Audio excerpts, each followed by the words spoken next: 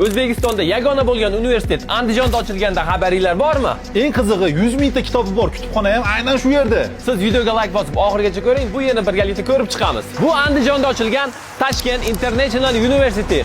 Bu yer o'z ichiga bog'cha, maktab, texnikum hamda universitetni jamlaganligi bilan ajralib turadi. Binoga kirishingiz bilan sizni shunaqa katta kutubxona qarshi oladi. Eng muhim tomoni, bu yerdan foydalanish barcha uchun mutlaqo bepul, hattoki sizga ham. Universitet dunyo standartlariga mos ravishda, chunki farzandingiz bog'chaga kirib, maktab, texnikum, universitetni tamomlab, tayyor mutaxassis bo'lib yetishib chiqadi. Universitetda talabalar uchun fitness zallari, har xil sport turlari, hattoki padel tennis ham bo'ladi. Aytinglarchi, bunaqasi yana qayerda bor? Undan tashqari loyihaning ichida andijonlik yoshlarni o'qitish uchun barcha yo'nalishlarda o'quv markazlari tashkil etiladi. Eng qiziq tomoni, bu yerda o'qish ham mutlaqo bepul bo'ladi.